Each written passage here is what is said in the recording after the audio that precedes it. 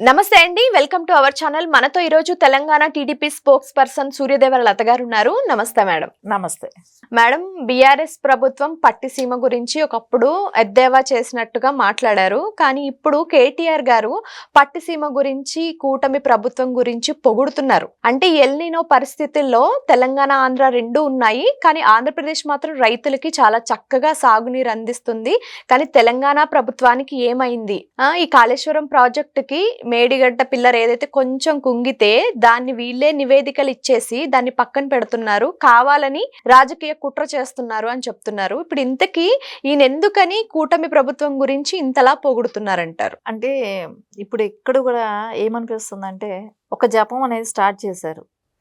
అంటే గతంలో వరకు మనం చూస్తే ఒక విధ్వంసాలు రెచ్చగొట్టే మాటలు అనేది ఎక్కువ చేశారు. ఇప్పుడు అలా కాకుండా ట్రాక్ మార్చినట్టు కనపడుతుంది కేటీఆర్ గారు. ఎందుకంటే దాని మూలాన వర్కౌట్ అవ్వాల.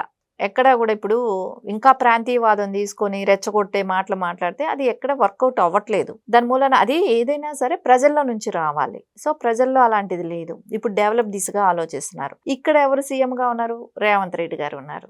ఆంధ్రప్రదేశ్లో నారా చంద్రబాబు నాయుడు గారు ఉన్నారు.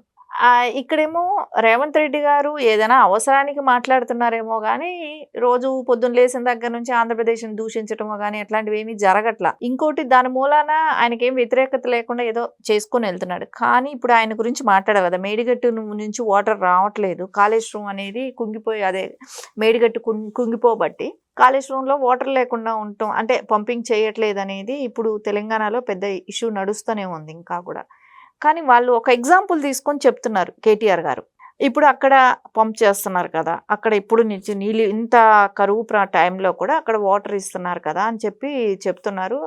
ఓకే, అది నిజం. నారా చంద్రబాబు నాయుడు గారు వాటర్ ఇస్తున్నారు. నేను అనేది ఏంటంటే రెండు డిఫరెన్స్ చూసుకుంటే మనం ఇప్పుడు ఇక్కడ పెద్ద ప్రాజెక్ట్ కట్టారు కాళేశ్వరం, మేడిగట్టు, అది కుంగిపోయింది. సో దాని మూలాన ఈ రోజున వాటర్ ఇవ్వలేని పరిస్థితిలో ఉంది తెలంగాణలో. నేను అనేది ఏంటంటే ఫ్రమ్ ద బిగినింగ్ మనం ఏదైతే ప్రాజెక్ట్ కడుతున్నామో దాని మీద కట్టడం కన్నా కూడా దాని మీద కాన్సన్ట్రేషన్ ఎక్కువ పెట్టాలేమో. మనం కట్టేయాలనే తాపత్రయం కన్నా కూడా ముందు దాని మీద కాన్సన్ట్రేషన్ పెట్టి అది పటిష్టంగా ఉందా లేదా అనేది చూసుకొని ఉంటే ఈ రోజున కాళేశ్వరంకి అలాంటి ప్రాబ్లం ఉండేది కాదు. పట్టిసీమది ఏమైందంటే వాళ్ళు స్ట్రాంగ్గా కట్టుకోవటం కానివ్వండి. సో బాబు గారికి అంటే చాలా ప్రాజెక్టు, ఆయనకి సీఎంగా చాలా అనుభవం ఉంది. సో గతంలో అంతా కూడా చూశారు. ఆయన చాలా ప్రాజెక్టులు కూడా ఆయన హయాంలో నడవటం కానివ్వండి, ఇలాంటివన్నీ కూడా చూశారు కాబట్టి ఆయనకు ఒక అవగాహన ఉంది. దాన్ని పటిష్టంగా ఎలా కట్టాలి, ఒక ప్రాజెక్ట్ కట్టేటప్పుడు దానిలో డ్యామేజ్ రాకుండా ఎలా కట్టాలనే దాని మీద కాన్సన్ట్రేషన్ చేశారు. వాళ్ళు చిన్నదే ఆ ప్రాజెక్టు, కాళేశ్వరం అంతది కాకపోవచ్చు, అయినా అది పటిష్టంగా ఉంది కదా. దానిలో డిఫరెన్స్ మీరు వాళ్ళే ఆలోచించాలి. ఇది ఎంత ఎవరి ధనం? ఇప్పుడు కాళేశ్వరంలో ఇంత ఖర్చు పెట్టాము, ఆ డబ్బులంతా ప్రజాధనమే కదా. అంతే, దానిలో పంచుకోరంగా అసలు అందరూ పంచుకున్నారు తలా కాస్త, కానీ నాసిరకం అయ్యింది. సో దీనిలో నష్టపోయింది. రేపు పొద్దున మళ్ళీ అదే డబ్బులు తీసుకెళ్ళి కడతారేమో. కావాల్సి వస్తే కట్టాల్సి వస్తే కట్టాలి, అంతే. దానికి ఇంకా వేరే ఆప్షన్ లేదు. ఇంకా రైతులు రేపు పొద్దున ఇబ్బంది పడుతున్నారంటే దాన్ని చేయాల్సి వస్తుంది. కానీ అది ఖర్చుతో కూడుకున్న పని తెలిసినా కూడా కట్టారు. అదే ఆంధ్రప్రదేశ్లో ఏమన్నారు, ఆ పట్టిసీమ కట్టాల్సింది కట్టకూడదు, ఎవరైనా అలా అంటే కింద నుంచి పైకి లిఫ్ట్ చేస్తారా అని చెప్పి మాట్లాడారు కదా. అదే ప్రాజెక్టే కదా మీరు ఇక్కడ మళ్ళీ కాళేశ్వరంలో కట్టింది. అంటే తందాకా వస్తే ఒక న్యాయం, ఇంకొకరికి ఒక న్యాయం అన్నట్టు మాట్లాడారు అప్పుడు. ఇప్పుడు యూటర్న్ తీసుకున్నారనమాట. అంటే ఇక్కడ మనకేమనిపిస్తుంది, రాజకీయాలే మెయిన్ వీళ్ళకి, అభివృద్ధి కన్నా రాజకీయాలు మెయిన్.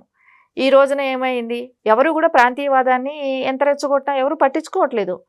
దాని తాలూకాగా ఇప్పుడు ఏంటి, అభివృద్ధి అక్కడ జరుగుతుంది, అక్కడ వాళ్ళు వాటర్ ఇచ్చుకుంటున్నారు, మనం ఇక్కడ వాటర్ ఇవ్వలేకపోతున్నాము అనేది ఒక ఇష్యూ లేవనెత్తడానికి ఒక అంశంగా వాడుకుంటున్నారు. ఇంకోటి ఇక్కడ నీళ్లు తీసుకెళ్ళిపోతున్నారు అని అంటున్నారు.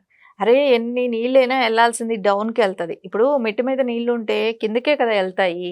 అది కిందకి సముద్రం అక్కడే ఉంది. అదే ఆంధ్ర రాష్ట్రం తీసుకెళ్ళిపోతుంది అంటే మీరు కావాల్సిన నీళ్ళు మీరు తీసుకుంటేనే కదా కిందకి వెళ్ళేది, మిగిలితేనే కదా వెళ్తాయి.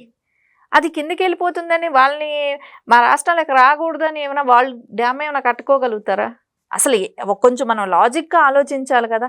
సముద్రంలోకి వెళ్ళే నీళ్ళు వాడుకోవచ్చు, కానీ అక్కడ మీరు వెళ్ళి చూస్తే, ఇప్పుడు వెళ్ళి చూడమనండి, ఎప్పుడు కూడా నీళ్లు వెళ్తూనే ఉంటాయి. గోదావరి కానివ్వండి, అసలు వాటర్ అనేది కిందకి వెళ్ళాల్సిందే, సముద్రంలో కలవాల్సిందే. వాళ్ళకై కూడా మిగిలిపోతున్నాయి కదా.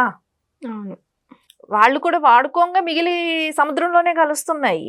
అది ఎలా అనిపిస్తుందంటే ఇప్పుడు భౌగోళికంగా కొంచెం కొంతమంది వెళ్ళి చూడని వాళ్ళు ఉంటారు కదా, అంటే సముద్రం దగ్గరికి వెళ్ళి చూడకుండా గోదావరి ఎలా వెళ్తుంది ఈ ఐడియా లేని వాళ్ళని ఏంటంటే ఇలాంటి మాటలు చెప్పి మభ్యపెట్టి రెచ్చగొడుతున్నారు అంతే తప్ప. కానీ ఇక్కడ రాజకీయంగా లబ్ధి పొందటానికి కొన్ని పార్టీలు చేస్తున్న పనే కానివ్వండి, కొంచెం మనం ఎవరైనా సరే లాజిక్గా ఆలోచిస్తే అరే మెట్టు మీద ఉన్న నీళ్ళు కిందకే వెళ్తాయి, సో మనకు వాడుకున్న నీళ్ళు వాడుకోవాలి, మనం కట్టుకోగలిగినన్ని ప్రాజెక్టులు మనం కట్టుకోవాలి, మనం చేసుకోగలిగినంత వరకు మనం యూజ్ చేసుకోవాలి. సో అప్పుడు మనం దాని గురించి మాట్లాడటానికి. సో అదే కదా ఇప్పుడు ఇవాళ రేపు ప్రకృతి వాళ్ళకు కూడా ఎక్కువ మంది చెప్తున్నారు, దాని ప్రేమికులు కూడా ఏమంటున్నారంటే ఎక్కువ డ్యాములు కట్టడం మూలాన కూడా ఇబ్బంది వస్తుందని అంటున్నారు రేపు పొద్దున ఫ్యూచర్లలో. ఎందుకంటే భూకంపాలు జోన్గా అవుతాయి అని చెప్పి రకరకాల వర్షన్స్ స్టార్ట్ చేస్తున్నారు. అంటే ఇది వరకు రోజుల్లో చెరువులకు ఉండేది, ఇప్పుడు చెరువులు లేకుండా కబ్జాలు చేసేస్తున్నారు. చెరువులు లేకపోయినప్పటికి ఇంకా నీళ్ళు మొత్తం ఇట్లాగే కలిసేటట్టే చూస్తారు, ఇంకా ఆ నీళ్ళు వాడుకోవాల్సిన పరిస్థితికి వచ్చింది. ఖచ్చితంగా అప్పుడు ఇంకా ఆ నీళ్ళు వాడతాం కదా, దాని మూలాన ఇబ్బందే కదా. ఇవంతా కూడా ఓన్లీ మనకు కావాల్సిన నీళ్ళు వరకు వాడుకోవటం కానివ్వండి, అంతవరకు మనం చేసుకోగలగాలి. మిగిలిన నీళ్ళు సముద్రానికి వెళ్ళాల్సిందే, తప్పదు. అది ఎప్పటికైనా సముద్రంలో కలిసే ఒక వాటర్ ఉండాల్సిందే, అది కూడా వెళ్ళాలి.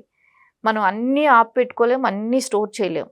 ఇది వరకు మీరు చూడండి ఎక్కడైనా కొన్ని కొన్ని ప్రాంతాలలో అంటే మెట్ట భూములు కూడా పండించుకోగలుగుతున్నాం. ఈ రోజున ఆ కెపాసిటీ మనకు వచ్చింది, విజ్ఞానం పెరిగేటప్పటికి అలాంటి ఆపర్చునిటీలు కూడా మనకు వచ్చాయి కాబట్టి. సో దాని తర్వాత పంటల్లో కూడా తేడా చూసుకోవాలి కదా, ఏ పంటలు ఎప్పుడెప్పుడు వేసుకుంటే వర్షాకాలం ఒక సీజన్ వరి వేసుకుంటే ఇంకో సీజన్కి క్రాప్కి ఇంకోటి ఏదో వేసుకునేటట్టు చూడాలి. ఇక్కడ ఏమవుతుందంటే ప్రతిసారి వరి వేయటం మనకు వాటర్ ఇది కూడా ఎక్కువైపోవటం కానివ్వండి, మళ్ళీ దానికి గిట్టుబాటు ధర లేకపోవటం కానివ్వండి, ఈ పంటల్లో కూడా చేంజ్ అనేది ఈవేళ రేపు రైస్ తినే వాళ్ళు కూడా తగ్గిపోయారు. మిల్లెట్స్లు ఇట్లాంటివి మూలాన కూడా రైస్ తినే వాళ్ళు కూడా తగ్గిపోయారు. అంటే ఎక్స్పోర్ట్కి ఏమైనా వాడుకుంటుంటున్నారు కానీ పంటల్లో కూడా మార్పు చూసుకోవాలి. వర్షాకాలంలో ఒక పంట వేస్తే మళ్ళీ ఇంకొక సీజన్లో ఇంకొక పంట వేసుకోవటం, ఇలాంటి మార్పులు కూడా సజెషన్ ఎవరు ఇవ్వాలి? అది గవర్నమెంట్ ఇవ్వాలి. అవును మేడం. ఇప్పుడు what ever the reasons Andhra కానీ తెలంగాణ కానీ ఒక డ్యామ్స్ బిల్డ్ చేస్తున్నాయంటే రేపటి తరాల కోసమే నీటిని ఆదా చేయాలని చెప్పేసి చేస్తాయి. బట్ ఆ చేసే పని కూడా కరెక్ట్గా చెయ్యకపోవడం వల్ల ఇప్పుడు ప్రజలు కానీ ఎవరైనా డైరెక్ట్గా ప్రశ్నిస్తారు, అని మీరు చేశారు అంత పెద్ద డ్యామ్ కట్టారు, అదేదో సరిగ్గా కడితే ఇప్పుడు నీళ్లు యూజ్ అయ్యాయి కదా, కానీ అది తప్పుగా కట్టి మళ్ళీ దాన్ని సమర్థించుకుంటున్నారు. అది చిన్నగా కుంగితే ఇప్పుడు ఎందుకు ఇలా చేస్తున్నారని ఎలా చూడాలి మేడం అసలు రాజకీయ నాయకుల్ని మనం? అంటే వాళ్ళు అనేది ఏంటి, అదేదో చిన్నగా కుంగింది అని మాట్లాడుతున్నారు. అక్కడ గతంలో అదే చిన్నగా కుంగిన దానికి అప్పుడు అందరూ వెళ్తానన్నారు, అపోజిషన్ పార్టీలుగా ఉన్న వాళ్ళు అందరు పార్టీలు, అన్ని పార్టీలు ఆల్ పార్టీలు వెళ్ళి చూడటానికి సందర్శన కోసం వెళ్తానంటే కూడా రానిలా, పోలీసుని పెట్టి అడ్డు పెట్టి ఎవరిని చూడటానికి కూడా రానిలేదు, మేడిగట్టు కోటు. సరే అంతే, ఏదో చిన్నగా డిస్టర్బ్ అయిన దాన్ని అప్పుడే వాళ్ళు సెటరేట్ చేసి ఉండాలి కదా. ఇంత గ్యాప్ ఎందుకు తీసుకున్నారు? ఈ గ్యాప్ మూలాన ఇంకా డ్యామేజ్ అవుతానే పోతుంది. అది అప్పుడే సెటరేట్ చేసేసి ఉంటే ఈ రోజున ఈ ప్రాబ్లం ఉండేది కూడా కాదు. సరే ఇప్పుడు చేశారని అనుకుందాం, ఏదైనా ప్రాణాపాయం ఏదైనా జరిగింది అనుకోండి, అప్పుడు పరిస్థితి ఎలా ఉంటుంది? చెప్తున్నారు కదా 40 పైగా గ్రామాలే పోతాయి అని అంటున్నారు, దానిలో కొట్టుకుపోతాయి ఏదైనా ప్రాబ్లం అంటూ వస్తే డ్యామ్కి. అలాంటప్పుడు ఎవరైనా ధైర్యం చేయటం కష్టం కదా, అదేదో బాగు చేసి వదులుదామనే ఆలోచనలో ఉన్నారేమో. కాకపోతే వాటర్, డ్రింకింగ్ వాటర్ కూడా కష్టం అవుతుంది రాబోయే రోజుల్లో అని చెప్తున్నారు. అవును మేడం. ఇప్పుడు ఇన్ ఫ్యూచర్ లో బీఆర్ఎస్ ప్రభుత్వం ఏదైనా మేము ఇంకా ఏదైనా ప్రాజెక్ట్ తీసుకొస్తాము, ఏదైనా బిల్డ్ చేస్తామంటే కూడా ప్రజలు భయపడతారు. ఇప్పుడు మళ్ళీ నెక్స్ట్ ఇప్పుడు ఇంకెంత ధనం వీళ్ళు వృధా చేస్తారో అని చెప్పేసి నెక్స్ట్ ఎవరు కూడా మోస్ట్లీ నమ్మకపోవచ్చు, చెప్పలేం మనం. అంతే కదా, ఇప్పుడు ఒక ప్రాజెక్ట్లో ఇలా ఫెయిల్యూర్ అయింది, సో దీని మూలాన ఇంకెవరైనా కూడా వీళ్ళు ప్రాజెక్ట్ కడతారంటే భయపడతారుగా, ఎలా ఉంటుందో ఏంటో అనేది.